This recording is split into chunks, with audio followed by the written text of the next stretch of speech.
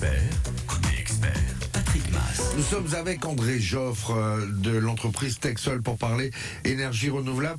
Dans un instant, André, vous allez nous parler des avancées de la loi qui est en discussion actuellement à l'Assemblée nationale. Mais d'abord, une question qui est sur pas mal de lèvres aujourd'hui. Si on est équipé de panneaux photovoltaïques sur sa maison, sur son toit, et qu'on produit donc de l'électricité, on génère de l'électricité, est-ce qu'en cas de délestage, puisque c'est le mot à la mode, ou en cas de coupure, on aura encore de l'électricité dans sa maison ou pas? Eh bien non. C'est ça le drame.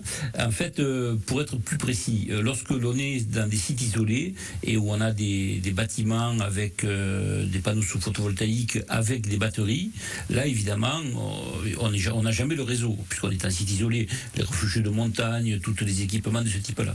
Par contre, lorsqu'on est en autoconsommation avec connexion au réseau, ben là, s'il y a une coupure de réseau, on ne produit plus. Et pourquoi en fait? Parce qu'en fait, l'onduleur, si vous voulez, s'adapte, l'onduleur qui produit, donc qui transforme le courant continu en courant alternatif, s'adapte en fait à la fréquence du réseau électrique qui est fourni par la compagnie d'électricité. D'accord. Et donc, bon, évidemment, tout le monde réfléchit à ça. Les toutes dernières installations, il y a des installations aujourd'hui qui sont équipées de nouvelles onduleurs qui permettent effectivement de produire, même en cas de coupure du courant. Donc à ce moment-là, il faut effectivement couper le disjoncteur, c'est-à-dire se déconnecter du réseau électrique, et à ce moment-là on produit de l'électricité en autoconsommation, mais c'est uniquement réservé à ceux qui possèdent des batteries et à ceux qui ont la toute dernière version des onduleurs qui a été présentée la semaine dernière au salon Energaia à Montpellier. Donc ça avance, en tout cas, c'est sur la bonne voie, mais pour l'instant, si on n'est pas équipé de batterie ou de ce fameux onduleur, s'il y a un délestage, on subit le délestage. On est bien d'accord. Voilà. Alors il y a des petites astuces. On peut par exemple se couper du réseau, faire démarrer un petit groupe électrogène tout petit, juste pour avoir de l'électricité dans sa maison. Et à ce moment-là, l'installation produira. D'accord, ok, donc il y a déjà des astuces, c'est important de le savoir par les temps qui courent. Autre question, je suis magicien, André. D'un coup de baguette magique, j'installe des panneaux photovoltaïques sur toutes les maisons de notre hexagone en France. Toutes les maisons, dans tous les pavillons et sur tous les toits des immeubles. Est-ce qu'on est en autosuffisance quasiment en France, ou est-ce qu'il faudra encore importer l'électricité ailleurs? Est-ce qu'on pourra se débrouiller avec une limitation de l'énergie nucléaire? Alors, si vous voulez, c'est toujours pareil. Si on équipait toutes les maisons, ça produirait 10 ou 20 fois les besoins électriques du pays. Le problème, il n'est pas là. Il est que quand il n'y aura pas de soleil, la nuit par exemple, là on est sûr qu'il n'y aura pas de soleil, eh bien on va avoir des besoins d'électricité, donc il faudra trouver un autre moyen de les produire. En fait, si vous voulez, la solution n'est pas dans telle ou telle technique qui va emporter le tout. C'est un mélange de mais c'est un mélange. C'est ce qu'on appelle le mix électrique, le mix énergétique, dans lequel on va avoir une base qui sera certainement avec des moyens tels que l'hydraulique, le nucléaire, c'est-à-dire en fait tout ce qui est vraiment... en fait, on va commencer à mettre en service, si vous voulez, les systèmes qui coûtent les moins chers. Bon, celui qui coûte les moins chers, c'est d'abord les énergies renouvelables, parce que une fois que l'investissement est fait, que l'installation tourne ou qu'elle tourne pas, c'est le même prix, je veux dire, il n'y a pas de problème. Donc on va commencer par utiliser le solaire, l'éolien, l'hydraulique, etc. Ensuite, des moyens qui sont un petit peu plus chers, c'est-à-dire le nucléaire, et ensuite des moyens qui sont beaucoup plus chers et surtout qui sont polluants, c'est-à-dire du gaz, du charbon, qui viendront en dernier, si vous voulez, pour épouser la courbe des besoins de notre électricité. Mais André, si toutes les maisons de France étaient équipées de panneaux photovoltaïques, on aurait peut-être moins besoin d'énergie nucléaire, on n'aurait peut-être pas besoin non plus d'éolien qui dénature aussi parfois le paysage, que ce soit en mer ou sur terre. Oui, ça c'est vrai. D'ailleurs, tout le monde en convient. Dans le monde entier, personne n'utilise l'énergie nucléaire comme on l'utilise nous-mêmes, avec 70% d'énergie nucléaire dans l'électricité. Ça, c'est beaucoup trop. La bonne taille, c'est 35-40%, ce qu'on appelle l'hyperbase. Et d'ailleurs, aux États-Unis, en Angleterre, etc., c'est le volume qu'ils ont utilisé. Il n'y a qu'en France, en fait, où pour des raisons de chicaya parlementaire, au début des années 80, en fait, ils avaient en 80, au mois d'octobre 81, pour être précis, les députés avaient conduit le gouvernement à engager la responsabilité, c'est-à-dire le fameux 49.3, et finalement le texte qui a été adopté était un texte qui était un peu extrémiste en matière de nucléaire. Mais il aurait dû être moitié moins important. Voilà. Dans un instant, justement, vous allez nous parler des avancées de la loi qui est en discussion à l'Assemblée nationale, mais est-ce qu'il n'est pas prévu justement que toute nouvelle construction soit équipée de panneaux photovoltaïques pour justement produire cette électricité et être en autonomie sans être obligé de faire appel à l'extérieur? Oui, tout à fait. En fait, ça fait partie des dispositions qui sont promues par tout le monde, y compris par l'Europe, qui est en train de renforcer ces dispositions. Donc, le fait que l'Europe, si vous voulez, prenne des décisions aujourd'hui qui vont beaucoup plus loin que ce que nous appliquons en France, ça veut dire que concrètement, dans 18 mois, nous l'aurons dans la loi française. Voilà. Bon. Il y aura toujours un décalage. Mais ce qu'il faut bien comprendre, c'est que le solaire seul ne suffit pas. Il faudra du stockage. Et ce stockage, la bonne idée, c'est d'utiliser des voitures électriques qui existent déjà et qui seront un partenaire, je dirais, quotidien de l'installation photovoltaïque pour pouvoir satisfaire les besoins, notamment dans la soirée.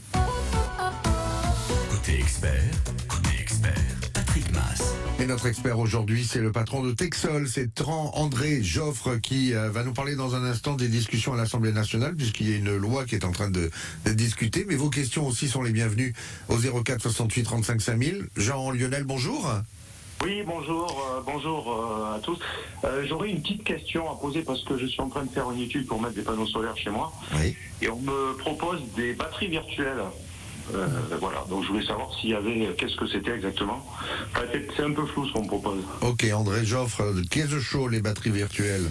Alors, le principe, en fait, c'est que quand vous faites de l'autoconsommation, il y a des moments où vous avez trop d'énergie parce que vous n'êtes pas chez vous, parce que vous partez en week-end, par exemple.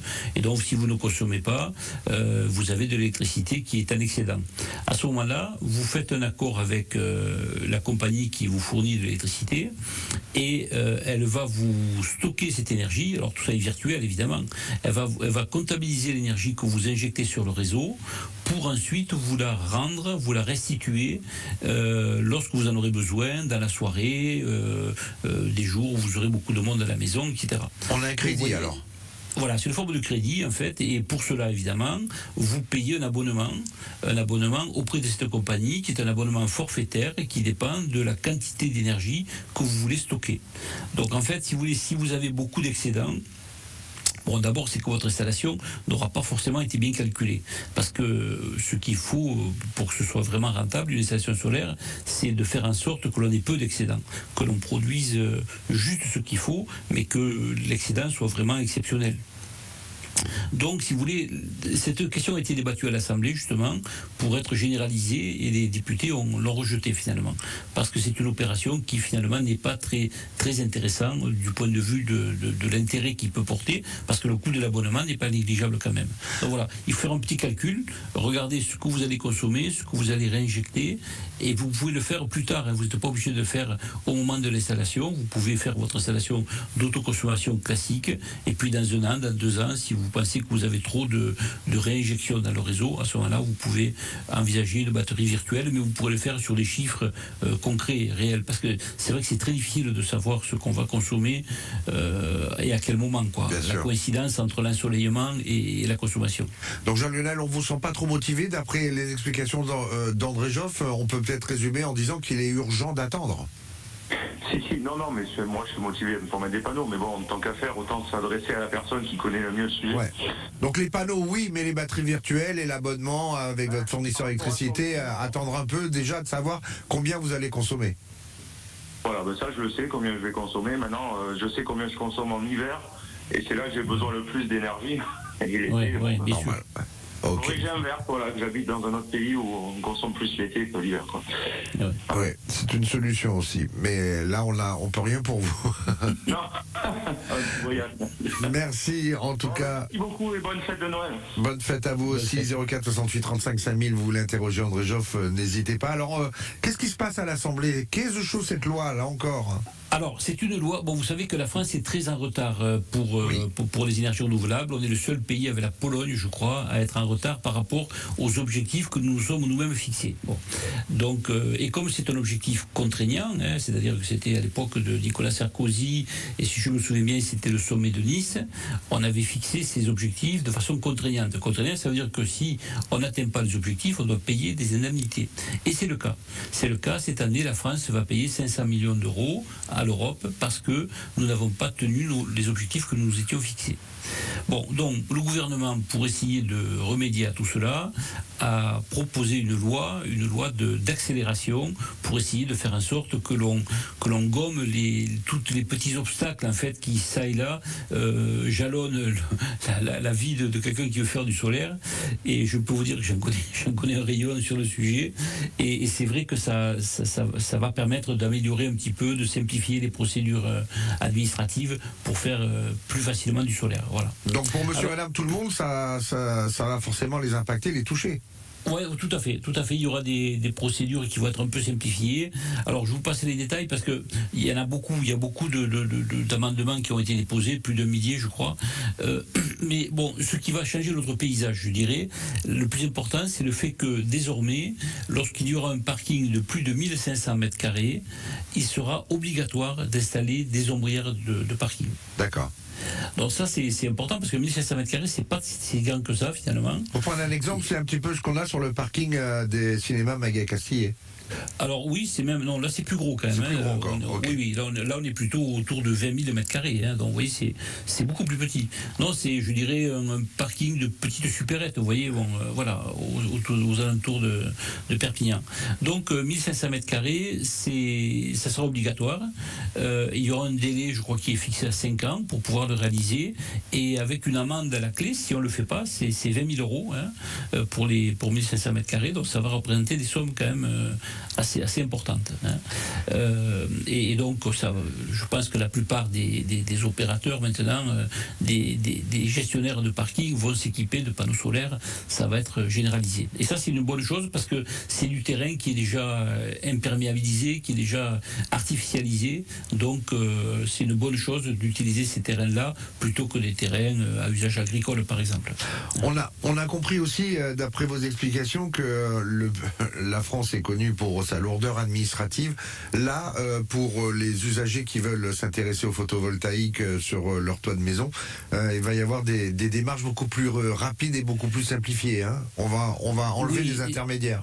C'est ça, c'est-à-dire qu'en fait aujourd'hui la procédure est assez lourde, même si c'est à la portée de tout le monde, mais il faut par exemple il faut déposer une demande non pas de permis mais une déclaration préalable de travaux auprès de sa mairie en joignant un plan de la toiture, des plans des façades pour voir s'il n'y a pas d'impact visuel important, et à partir de là, dans un délai très court, en général d'1 mois, la ville vous donne l'autorisation de construire. Donc c'est assez rapide et généralement c'est l'installateur qui se charge de faire cette procédure.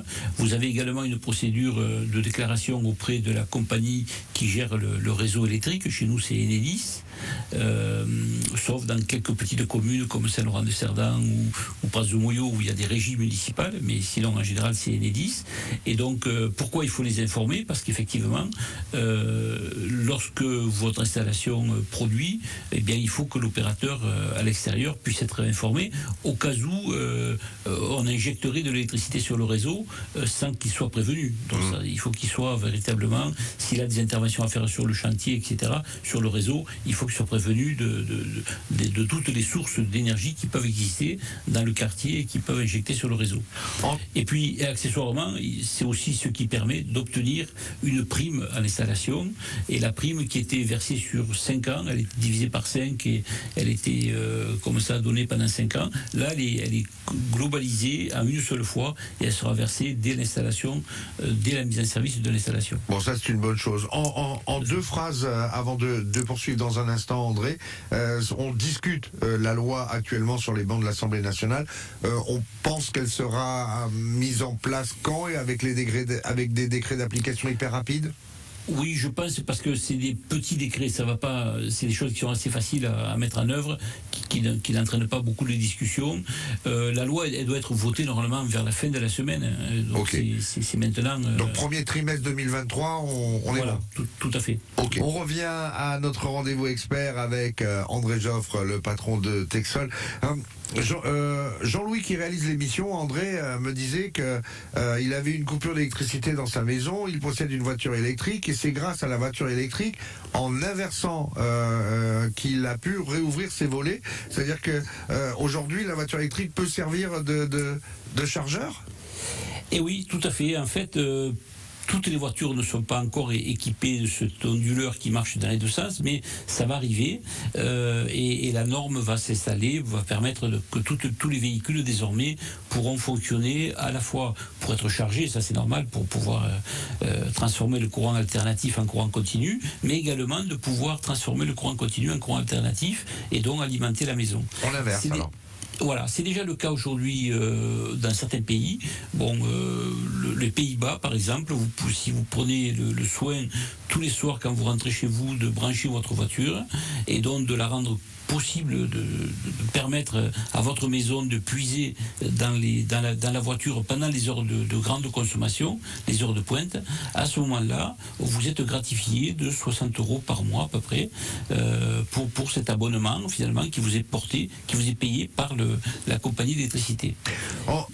André, est-ce qu'on peut imaginer, il y a eu des miniaturisations de pas mal de choses, hein, surtout en informatique, on a vu aujourd'hui avec un simple smartphone, téléphone portable, on a un ordinateur qui est 10 fois plus puissant que ce que les premiers hommes qui ont marché sur la Lune amenaient avec eux dans la navette. Donc, est-ce qu'on peut imaginer une miniaturisation et une performance accrue des panneaux photovoltaïques avec des mini-panneaux qu'on pourrait mettre par exemple sur le toit d'une voiture et la rendre complètement autonome électriquement de jour, parce que j'imagine que la nuit ce sera plus compliqué?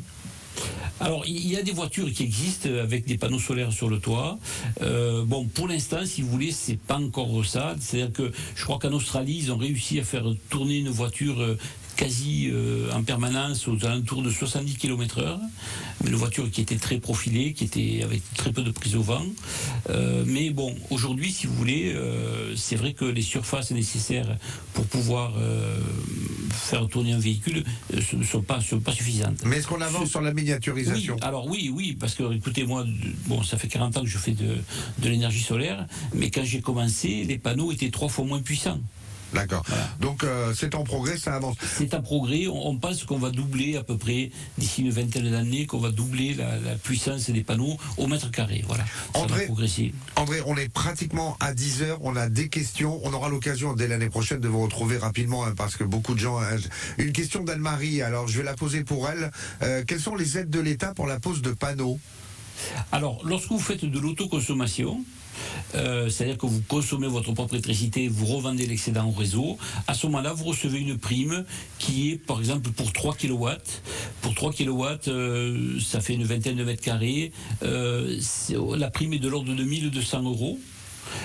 Et ce qu'il faut savoir, une chose importante quand même, il faut pas, aujourd'hui vous savez avec les problèmes d'engouement pour le solaire, les prix, certains profitent pour pratiquer des prix trop élevés. Donc il faut absolument donner des ordres de grandeur. Une installation solaire de 3 kW, ça doit coûter aux alentours de 8 000 €. D'accord. Desquels il faut déduire donc la prime de 1 200 €, donc autour de 7 000 8 000 €. C'est le bon prix pour une installation. Si vous voyez des prix beaucoup plus élevés, soyez très prudents parce que c'est souvent ce qu'on appelle des éco-délinquants qui essayent de vous fournir du matériel qui n'est pas de bonne qualité. Avec des panneaux qui sont d'une durée de vie de 50 ans et c'est amorti en quelques années simplement, donc il y a une vraie rentabilité. Dernière question et on va faire très vite là, c'est Josette, bonjour à Cabestany. Bonjour Josette. Josette? Voilà, je voulais savoir d'abord si le monsieur qui parle, le monsieur Joffre, fait des installations chez les particuliers. Alors, moi je vais vous répondre non. Je suis toujours sur le voltaïque. Alors Josette, non, parce que André fabrique, mais comment on fait pour avoir quelqu'un de sérieux? En fait, vous parliez de quelqu'un de sérieux dans le département. Oui, il y a une règle, c'est de prendre vous allez sur Internet et vous tapez Cali PV. QALI puis PV comme qualité photovoltaïque. Et là, vous aurez la liste des installateurs qui sont reconnus de garants de l'environnement, reconnus par l'État. Et vous aurez donc des gens qui sont formés, qualifiés, qui ont signé des engagements et qui sont surtout assurés, parce que l'assurance est décennale, c'est très important lorsqu'on fait des travaux sur son toit. Voilà, donc ça doit tourner autour, pour une maison, autour des 8 000 €. Vous avez une prime de 1 200 € pour du 3 kg. Vous allez sur Internet, vous tapez Quali, Q-U-A-L-I, plus loin PV comme photovoltaïque. Et là, vous avez la liste sur le département des installateurs sérieux, parce que André, lui, étudie, calcule, fait des recherches, mais ne pose pas. Merci d'avoir été avec nous, mais beaucoup de questions. On aura l'occasion de se retrouver dès l'année prochaine. André, passez de belles fêtes. Et bonne fête à vous également et à tous les auditeurs. Et vive le photovoltaïque. Merci. À bientôt.